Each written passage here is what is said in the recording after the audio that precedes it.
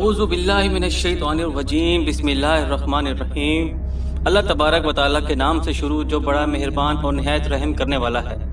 ناظرین، جب حضور اقدس صلی اللہ علیہ وآلہ وسلم کی مقدس زندگی کا 40واں سال شروع ہوا تو ناگہاں آپ علیہ السلام کی ذات اقدس میں ایک نیا انقلاب رونما ہو گیا کہ آپ علیہ السلام خلوت پسند ہو گئے اور اکیلے تنہائی میں بیٹھ کر خدا کی عبادت کرنے کا ذوق و شوق پیدا ہو گیا۔ آپ علیہ السلام اکثر اوقات غور و فکر میں پائے جاتے تھے۔ آپ کا بیشتر وقت مناظر قدرت کے مشاہدے اور کائنات کے فطرت کا مطالعہ کرنے میں صرف ہوتا تھا۔ دن رات خالق کائنات کی ذات و صفات کے تصور میں مصروف اور اپنی قوم کے بگڑے ہوئے حالات کے سدھار اور اس کی تدبیروں کی سوچ و بچار میں مصروف رہتے تھے۔ اور ان دنوں میں ایک نئی بات یہ بھی ہوئی کہ آپ علیہ السلام کو اچھے خواب نظر آنے لگے۔ آپ علیہ السلام کا ہر خواب اتنا سچا ہوتا کہ خواب میں جو کچھ بھی دیکھتے اس کی تعبیر صبح صادق کی طرح روشن ہو کر ظاہر ہو جایا کرتی تھی۔ مکہ مکرمہ سے تقریباً 3 میل کی دوری پر جبل ہرا نامی ایک پہاڑ تھا اور اس کے اوپر ایک غار ہے جس کو غار ہرا کہتے ہیں۔ آپ علیہ السلام اکثر کئی دنوں کا کھانا پانی ساتھ لے کر اس غار پر پرسکون ماحول کے اندر خدا کی عبادت میں مصروف رہا کرتے تھے۔ جب کھانا پانی ختم ہو جاتا تو کبھی خود گھر پر آ کر لے جاتے اور کبھی حضرت بی بی خدیجۃ الکبریٰ رضی اللہ تعالی عنہا کھانا پانی غار میں پہنچا دیا کرتی تھیں۔ آج بھی یہی نورانی غار اپنی اصلی حالت میں موجود ہے۔ ایک دن آپ صلی اللہ علیہ وآلہ وسلم غار ہرا کے اندر عبادت میں مشغول تھے کہ اچانک غار میں آپ علیہ السلام کے پاس ایک فرشتہ ظاہر ہوا۔ فرشتے نے ایک دم کہا کہ پڑھیے۔ آپ علیہ السلام نے فرمایا کہ مجھے پڑھنا نہیں آتا۔ فرشتے نے آپ علیہ السلام کو پکڑا اور نہایت گرم جوشی سے اپنے گلے سے لگا لیا، پھر چھوڑ کر کہا کہ پڑھیے۔ آپ علیہ السلام نے پھر فرمایا کہ میں پڑھنے والا نہیں ہوں، مجھے پڑھنا نہیں آتا۔ فرشتے نے دوسری مرتبہ بھی آپ علیہ السلام کو اپنے سینے سے چمٹایا اور چھوڑ کر کہا کہ پڑھیے۔ آپ علیہ السلام نے پھر وہی فرمایا کہ مجھے پڑھنا نہیں آتا۔ تیسری مرتبہ بھی فرشتے نے آپ صلی اللہ علیہ وآلہ وسلم کو بہت زور سے اپنے سینے سے لگا کر چھوڑا اور کہا کہ پڑھیے، اقرأ بسم ربک الذی خلق۔ یہی سب سے پہلے وہی تھی جو آپ علیہ السلام پر نازل ہوئی۔ ان آیاتوں کو یاد کر کے حضور اقدس صلی اللہ علیہ وآلہ وسلم اپنے گھر تشریف لے آئے۔ آ کر گھر والوں سے فرمایا کہ مجھے کمبل اڑاؤ، مجھے کمبل اڑاؤ۔ جب آپ علیہ السلام کا خوف دور ہوا اور کچھ سکون ہوا تو آپ صلی اللہ علیہ وآلہ وسلم نے حضرت بی بی خدیجۃ الکبریٰ رضی اللہ تعالی عنہا سے غار میں پیش آنے والا واقعہ بیان کیا اور فرمایا کہ مجھے اپنی جان کا ڈر ہے۔ یہ سن کر بی بی خدیجۃ الکبریٰ رضی اللہ تعالی عنہا نے کہا، ہرگز نہیں، ایسا نہیں ہو سکتا۔ آپ علیہ السلام کی جان کو کوئی خطرہ نہیں ہے۔ خدا کی قسم، اللہ تعالیٰ کبھی بھی آپ کو رسوا نہیں کرے گا۔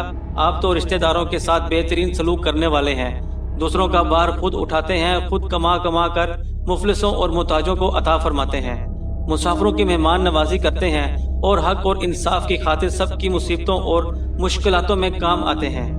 اس کے بعد حضرت ختیجہ آپ علیہ السلام کو اپنے چچا زاد بھائی ورقہ بن نوفل کے پاس لے گئیں۔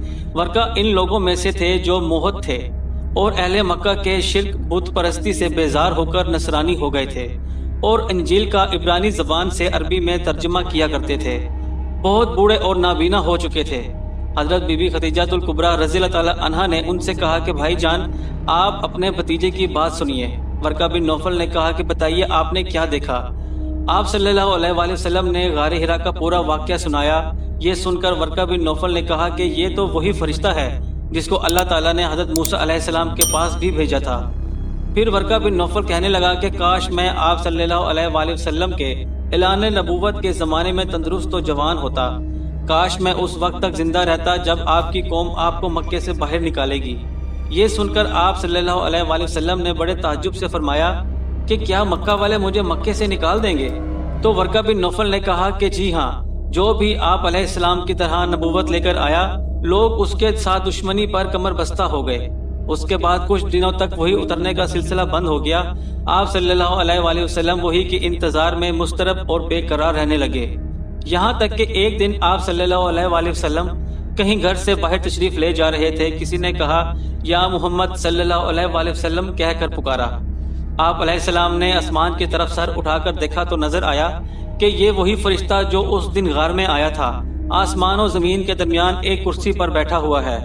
یہ منظر دیکھ کر آپ صلی اللہ علیہ وآلہ وسلم کے دل میں خوف کی کیفیت پیدا ہو گئی اور آپ صلی اللہ علیہ وآلہ وسلم اپنے گھر آ کر فرمانے لگے کہ مجھے کمبل اڑاؤ، مجھے کمبل اڑاؤ۔ چنانچہ آپ صلی اللہ علیہ وآلہ وسلم کمبل اوڑھ کر لیٹے ہوئے تھے کہ آپ پر سورہ مدثر کی ابتدائی آیات نازل ہوئیں۔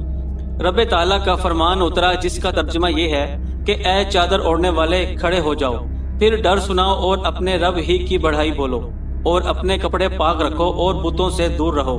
ان آیات کے نزول کے بعد آپ صلی اللہ علیہ وآلہ وسلم کو اللہ تعالیٰ نے دعوت اسلام کے منصب پر مامور فرما دیا، اور آپ اللہ تعالیٰ کے حکم کے مطابق دعوت حق اور تبلیغ اسلام کے لیے کمر بستہ ہو گئے۔ 3 برس تک حضور پاک صلی اللہ علیہ وآلہ وسلم نے انتہائی پوشیدہ طور پر نہایت رازداری سے تبلیغ اسلام کا فرض ادا کیا، اور پھر وہ وقت آیا کہ اعلان نبوت کے 4تھے سال سورہ ہجرہ کی آیات نازل ہوئیں، اور حق کے باری تعالیٰ نے حکم فرما دیا کہ اے میرے محبوب، آپ کو جو حکم دیا گیا ہے اس کو علل اعلان بیان فرما دیجئے۔